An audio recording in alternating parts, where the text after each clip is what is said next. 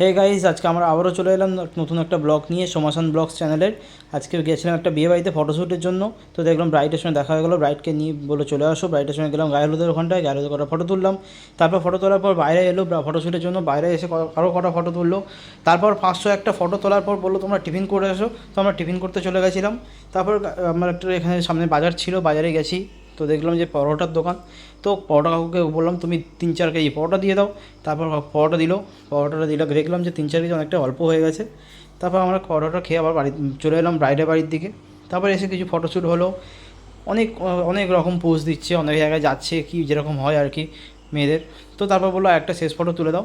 তোমরা একটা শেষ ফটো তুলে দিলাম। তারপর গাইস 500 কোটি ফটো তুলে দেওয়ার পর আমার বাড়ির জন্য বেরিয়ে যাচ্ছি বাড়ির দিকে। আবার রাতেরবেলায় আসতে হবে, এখনকার মতো ক্লোজ।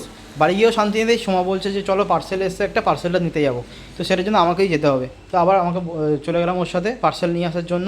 পার্সেল দাদা দেখছি গিয়ে, পার্সেল দাদাটা সেই আগের দিন যে দাদাটা এসেছিলো সেই দাদাটা আবারও এসছে আজকে দিতে। তো সেই দাদাটা আবার বলছিল যে তোমাদের ভিডিও খুব ভালো করছো, ভিডিওগুলো খুব ভালো লাগছে। তারপর দাদাকে টাকা পয়সা কত কী হয়েছে সেটা দেখলাম, দেখে বিল পেমেন্ট করলাম। তারপর বিল পেমেন্ট করতে করতে দাদা দেখছি খুচরো সমস্যা হচ্ছিলো, আবার সেই সমস্যা মিটলো। মেয়েটা আবার পার্সেলটা নিয়ে নিলাম। পার্সেলটা নিয়ে এখন বাড়ির দিকে চলে আসবো।